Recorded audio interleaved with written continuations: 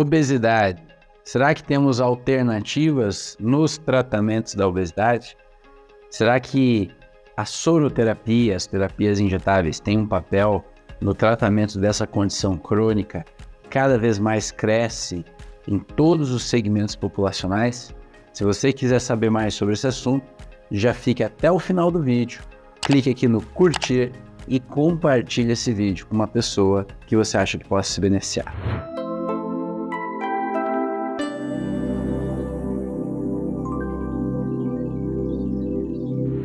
Bom, pessoal, já era pedido há algum tempo aqui no canal que eu fizesse um vídeo sobre obesidade e soroterapia.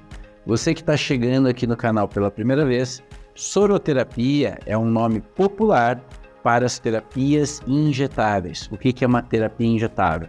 Sabe quando você vai lá no pronto atendimento do hospital e você está com uma enxaqueca, está com uma dor muito grande e o médico prescreve às vezes um medicamento, um fármaco, para você tomar no soro?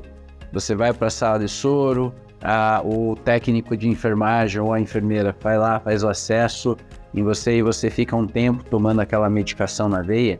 Pois é o mesmo princípio. Ali também está acontecendo uma soroterapia com algum remédio, digamos, uma terapia injetável. Mas dentro da medicina funcional, dentro da abordagem ortomolecular, dentro das abordagens preventivas, a soroterapia ela tem crescido muito e ela tem sido um grande aliado para o tratamento de várias condições dentro do consultório, dentro da abordagem dos casos clínicos dos pacientes. E por que essas terapias injetáveis são tão interessantes no caso para a obesidade? A gente faz muitos tratamentos aqui com injetáveis com pacientes obesos. Primeiro, entender que a obesidade é uma condição de inflamação crônica subclínica, ou seja, a pessoa que está obesa está continuamente inflamada, é uma inflamação de baixo grau, não é aquela inflamação gigantesca, mas ela está sempre inflamada. Por quê? Porque o tecido gorduroso, os adipócitos, todos aqueles triglicerídeos que estão armazenados no tecido adiposo, eles provocam inflamação no organismo. Geram citocinas inflamatórias que circulam pela corrente sanguínea, pelos vasos linfáticos, provocando um processo crônico negativo de cada vez mais inflamação. Quanto mais inflamação, mais tendência à obesidade, e quanto mais tendência à obesidade, maior inflamação. É um ciclo vicioso e nós precisamos quebrar para que a pessoa possa ter emagrecimento saudável. Além disso, a obesidade está ligada a muitos distúrbios do aparelho digestivo, da absorção de nutrientes. Eu citei aqui dois, que é a disbiose e o leaky gut. A disbiose seria as populações bacterianas saudáveis estão diminuídas e as populações bacterianas patogênicas estão aumentadas nesse intestino dessa pessoa, no intestino delgado, no intestino grosso também tem essa disfunção.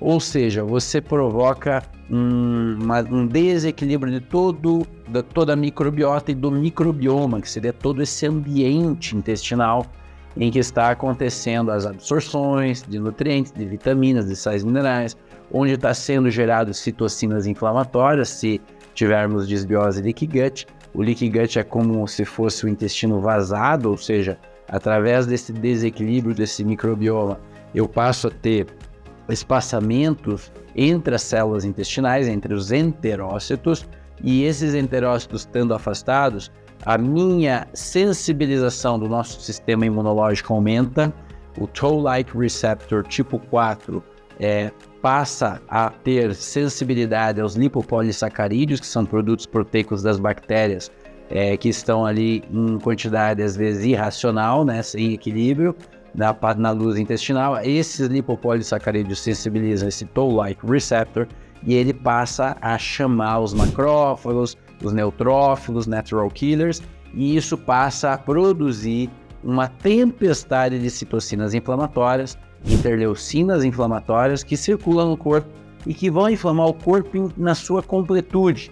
Então essa inflamação crônica subclínica em nível intestinal, através de leaky gut e disbiose, ela não está acontecendo apenas no intestino, ela está influenciando todo o organismo, inclusive fazendo disfunções em vários sistemas orgânicos do nosso corpo, incluindo a barreira hematoencefálica, né, que é uma barreira que é importante, que ela faz justamente uma filtragem do que pode entrar em nível cerebral, do sangue, do sistema linfático. Porém, aqui nesse caso, né, de leaky gut, de desbiose, essa barreira também ela passa a ser hiperpermeável, um quadro que nós chamamos de leaky brain.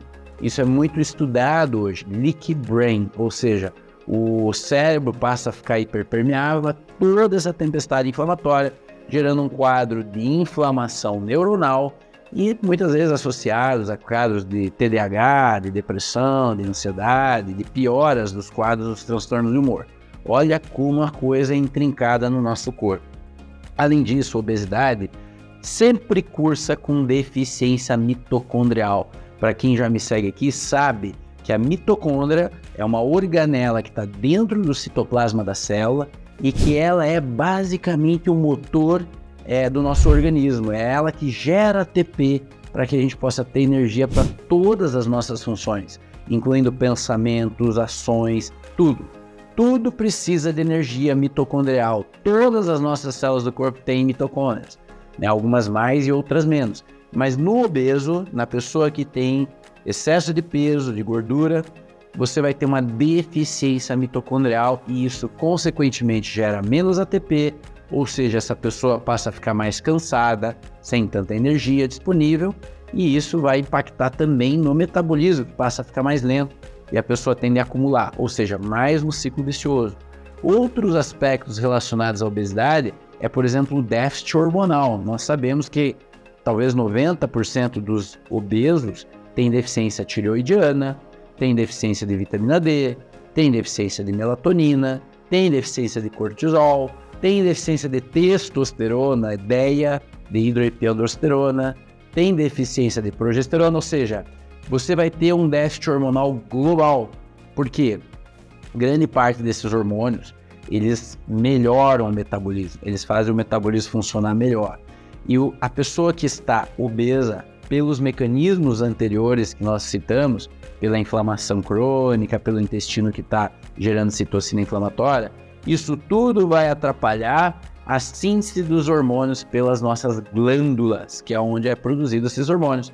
E no momento em que eu tenho déficit hormonal, ou seja, menos produção hormonal, eu passo a ter um grande problema, porque os hormônios são sinalizadores centrais do metabolismo, e você passa a não ter essa sinalização, ou seja, tudo vai ficando parado, vai ficando sem gasto, e a taxa metabólica, ela vai ficando, o metabolismo vai ficando mais lento, e a pessoa passa a acumular muito mais gordura pelos déficits hormonais, ou seja, precisamos olhar para isso quando tratamos obesidade. Além disso, claro, os hábitos de vida são centrais, a gente já sabe, né? E a questão da resistência à insulina, que também é um fenômeno metabólico, que acontece em todos os obesos. À medida que temos muito tecido adiposo, muitos adipócitos no nosso corpo, a insulina, ela não sensibiliza tão bem os receptores, né? Então, os receptores de insulina não têm essa sensibilidade tão grande. Eu preciso produzir mais insulina para estimular esses receptores, para fazer a captação de glicose do sangue, e quanto mais eu preciso, mais risco eu estou tendo de entrar no diabetes, que é uma doença, no caso do diabetes tipo 2, uma doença que tem muito a ver com toda essa questão da resistência à insulina, tem a ver com os hábitos, tem a ver com questões genéticas também, mas que pode ser revertido diante do emagrecimento. Ou seja, pessoal, eu dei um panorama aqui geral sobre obesidade, mas para mostrar como as terapias injetáveis podem ser centrais nesse tratamento.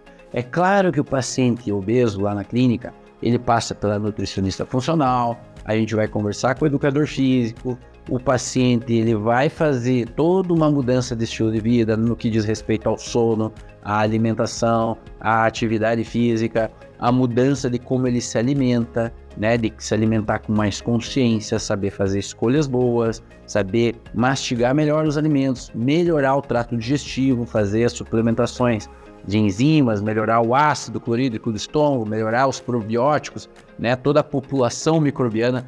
Tudo isso a gente vai fazer no tratamento da obesidade. A obesidade não se trata só com uma ou duas medicações, você tem que tratar todo esse contexto.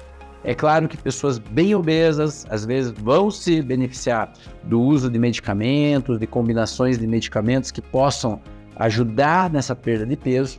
Mas onde que entra a soroterapia? Eu indico soroterapia, terapia injetável para os pacientes obesos na clínica, para todos. Por quê? Porque nós vamos ter que mexer nesses mecanismos que foram falados anteriormente. Nós sabemos que o trato digestivo é gigante, né? Ele começa pela boca, tem esôfago, tem estômago, duodeno, tem todo o intestino delgado, jejum, ilho, tem intestino grosso. Ou seja, a gente vai precisar arrumar tudo isso aí. E para arrumar tudo isso aí vai tempo, não é uma coisa tão rápida. A gente tem que ir modulando, mudando hábitos, etc. Só que qual que é a grande vantagem da soroterapia? Eu coloquei algumas substâncias que nós utilizamos na soroterapia para a questão de emagrecimento.